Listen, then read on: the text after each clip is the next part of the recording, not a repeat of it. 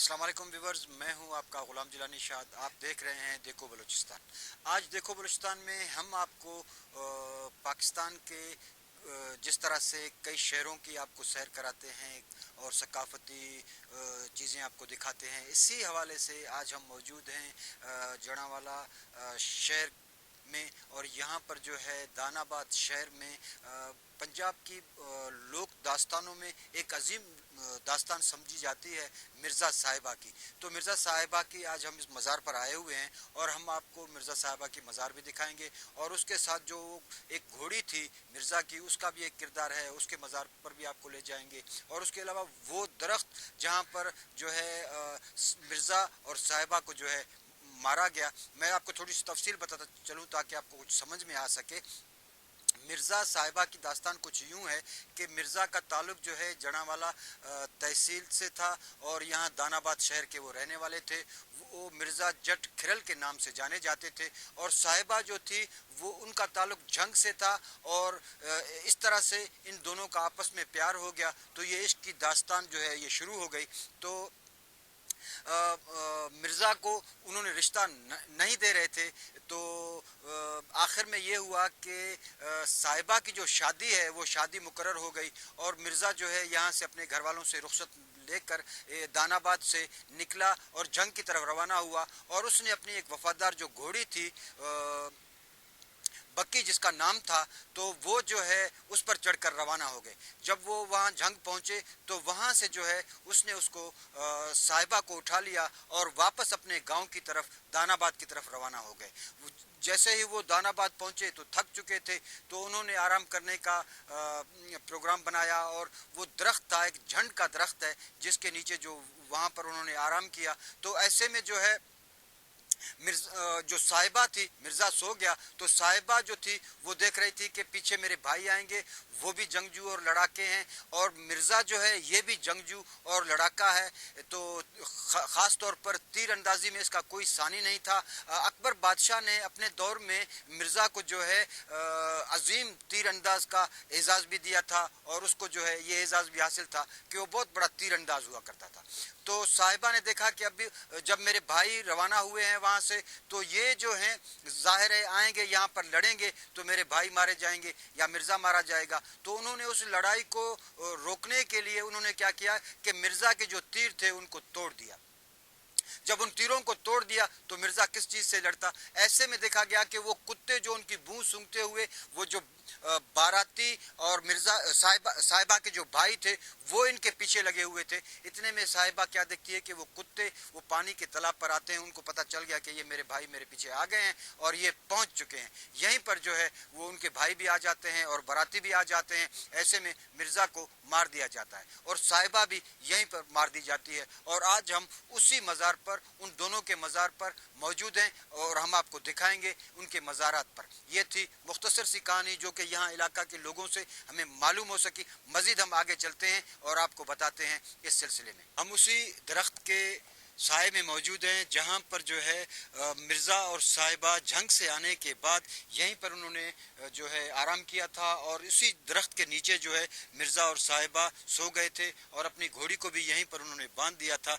जहाँ पर उनको साहिबा के बाराती थे उन्होंने और जो साहिबा के भाई थे उन्होंने यहाँ पर मिर्ज़ा को और साहिबा को मार दिया था। हम इस वक्त पहुंच चुके हैं मिर्ज़ा साहिबा के मज़ार के अंदर और हम आपको दिखाएंगे इनके मज़ार भी। जिस तरह से ये पहली जो कब्र है, यहाँ पर 3 कब्रें बनी हुई हैं। पहली कब्र जो है साहिबा की है और उसके साथ में जो है वो जो मिर्ज़ा और साहिबा का दास्तान मशहूर हुआ, ये वो मिर्ज़ा जट खिरल है जिसकी लोक दास्तानें पूरे दुनिया में सुनी जाती हैं। ख़ुसूसन पंजाब की लोक दास्तानों में इसका जो है शुमार होता है। और उसके अलावा तीसरे नंबर पर जो कब्र आप देख रहे हैं वो है वंजल जट खिरल की, जो कि अपने मिर्ज़ा जट के जो वालिद थे।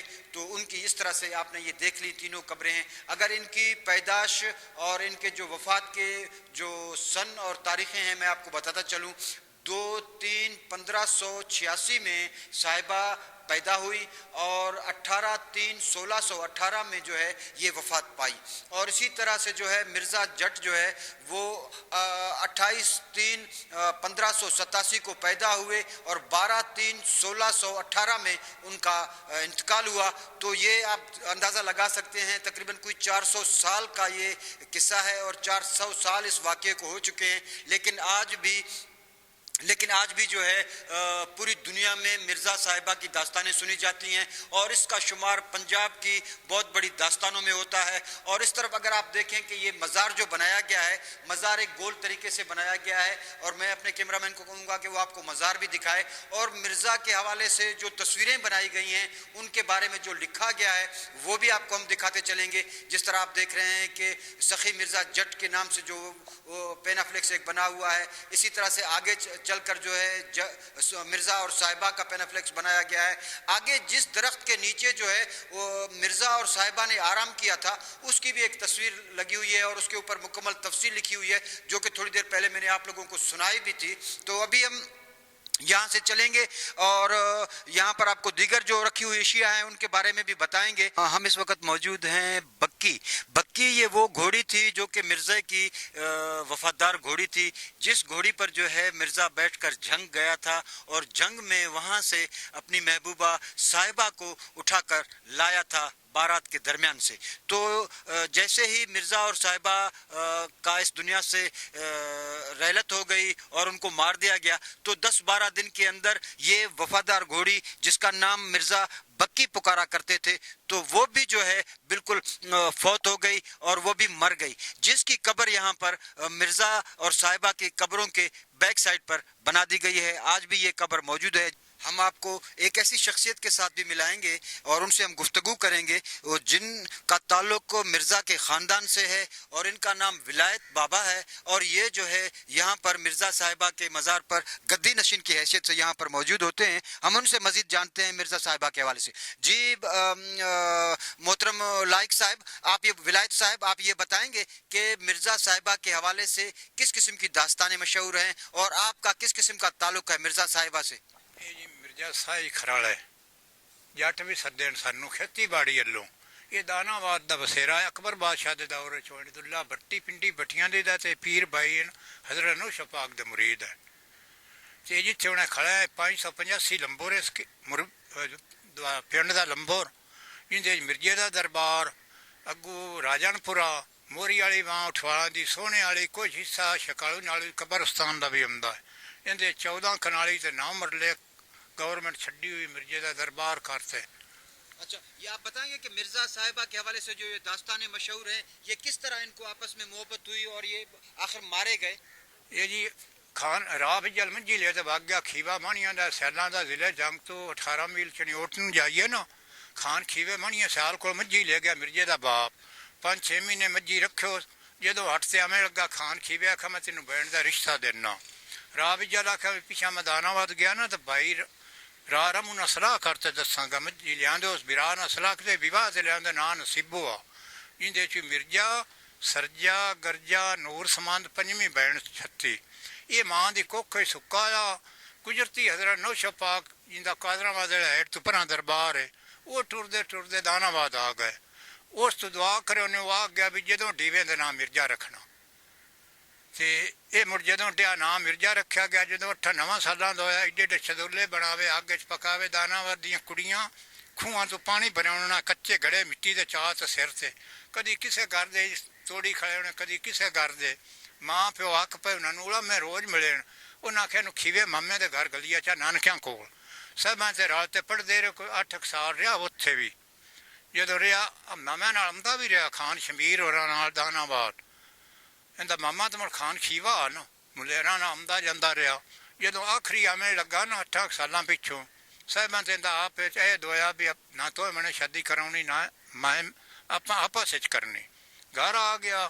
جدو گھر آ گیا ادو حضرت نوش پاک ٹردے ٹردے آ گئے دانا آباد جی دعا دا.